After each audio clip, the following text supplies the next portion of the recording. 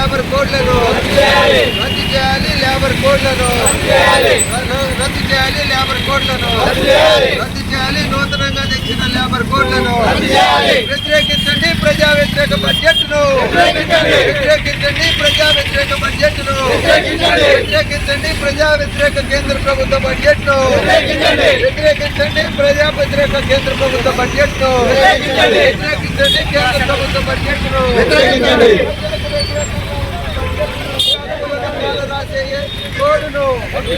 కార్మిక హక్కులను కాలు రాసే లేబర్ కోడ్ను కార్మిక హక్కులను కాలు రాసే లేబర్ కోడ్ను కార్మిక చట్టాలను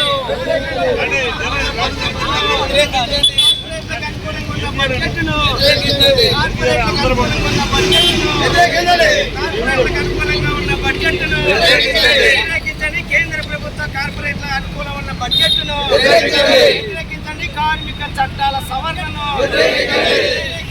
రైతులకి కార్మికులకు ఉపయోగం లేని కేంద్ర బడ్జెట్ను down down down down down down down down down down కార్మికులకు రైతులకు అనుకూలమైన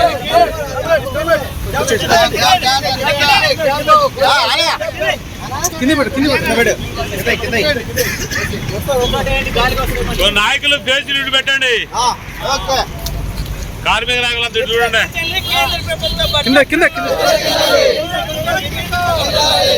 వ్యతిరేకించండి. రైతు వ్యతిరేక కార్మిక వ్యతిరేక బడ్జెట్ను వ్యతిరేకించండి. కార్మిక వ్యతిరేక రైతు వ్యతిరేక బడ్జెట్ను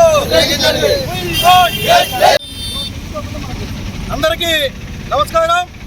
ఈరోజు మరి ఏదైతే కేంద్ర ప్రభుత్వం ప్రవేశపెట్టినటువంటి కార్మిక కర్షక వ్యతిరేక బడ్జెట్ ఏదైతే ఉందో ఆ బడ్జెట్ని వెంటనే వెనక్కి తీసుకోవాలని అధికమైనటువంటి కేటాయింపులు మరి భారతదేశానికి అత్యధికంగా మరి జీడిపిలో కానీ లేకపోతే సంపదలో కానీ అత్యధికంగా ఓటానిచ్చేటువంటి కార్మిక కర్షక సంక్షేమం కోసం అధికమైనటువంటి నిధులను కేటాయించాలని కోరుతూ అఖిలపక్ష కార్మిక సంఘాల, రైతు సంఘాలు, అదేవిధంగా వ్యవసాయ కార్మిక సంఘాల ఆధ్వర్యంలో దేశవ్యాప్తంగా బడ్జెట్ పత్రాలను, అదేవిధంగా నరేంద్ర మోడీ తీసుకొచ్చేటువంటి లేబర్ కోడ్ ఏదైతే ఉన్నాయో ఆ లేబర్ కోడ్ను వ్యతిరేకిస్తూ వాటి యొక్క ప్రతులను మరి ఈ రోజు ఖమ్మంలో దానం చేయడం జరిగింది.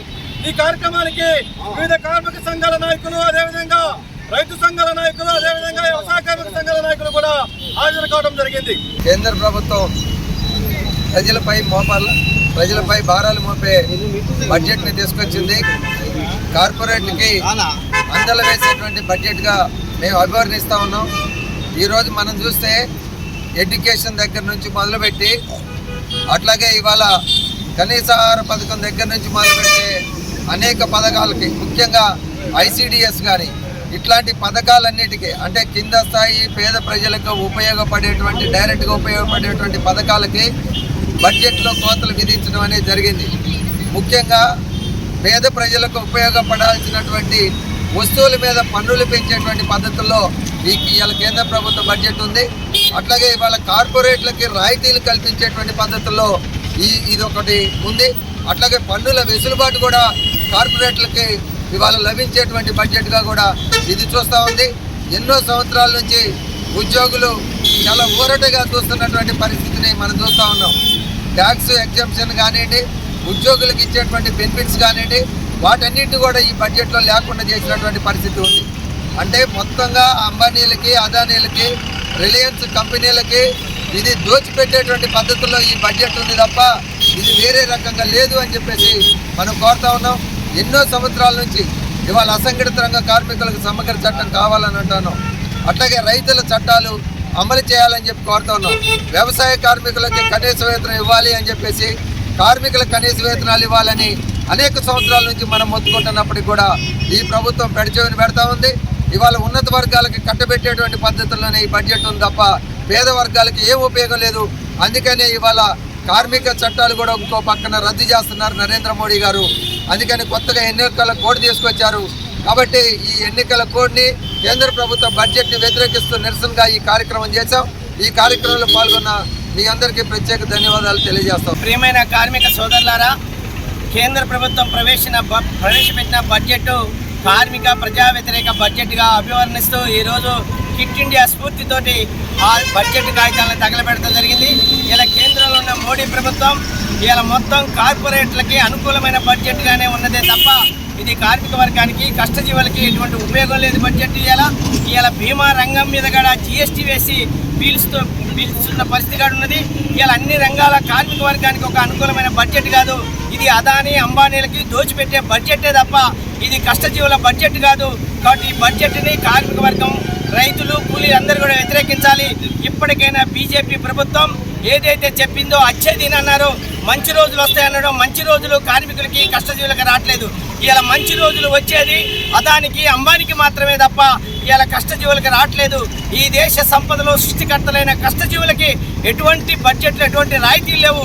కాబట్టి ఈ బడ్జెట్ని కార్మిక వర్గం కూడా వ్యతిరేకించాలని కేంద్రంలో మోడీ ప్రభుత్వం ఏదైతే కార్మిక చట్టాలను ఏదైతే అనుకూలంగా చేయాలని ఆలోచన చేస్తుందో ఆ చట్టాలను రద్దు చేసేంత వరకు కూడా కార్మిక వర్గం పోరాడాలని కూడా ఈ సందర్భంగా మేము కార్మిక వర్గానికి పిలుపునిస్తున్నాం. ఈరోజు అఖిలపక్షం ఆధ్వర్యంలో మోడీ గారు ప్రవేశపెట్టిన బడ్జెట్కి నిరసనగా ఆ బడ్జెట్ కాగితాలను ఇక్కడ తగలబెట్టడం జరిగింది.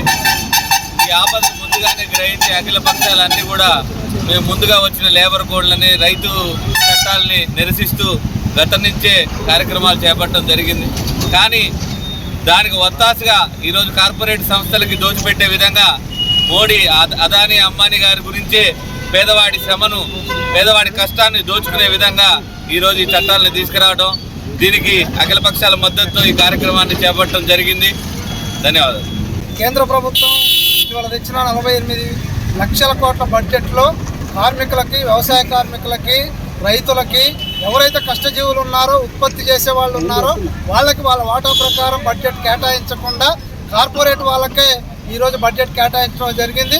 ఇది తీవ్ర అన్యాయం అని చెప్పేసి కార్మిక సంఘాలుగా, వ్యవసాయ కార్మిక సంఘాలుగా, రైతు సంఘాలుగా మేము వ్యతిరేకిస్తూ ఉన్నాం.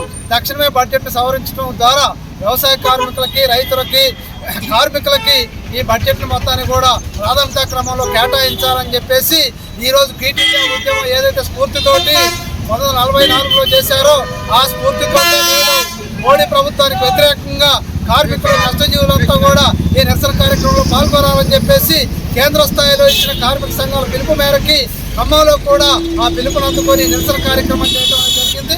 దీంట్లో పాల్గొన్న కార్మికులు, వ్యవసాయ కార్మికులు, రైతులు, మిత్రులందరికీ కూడా వ్యవసాయ కార్మిక సంఘం ఖమ్మం జిల్లా కమిటీ తరఫున, ఇక్కడికి హాజరైన కమిటీల తరఫున ప్రత్యేక ధన్యవాదాలు, నమస్కారాలు తెలియజేస్తూ ముగిస్తున్నాం.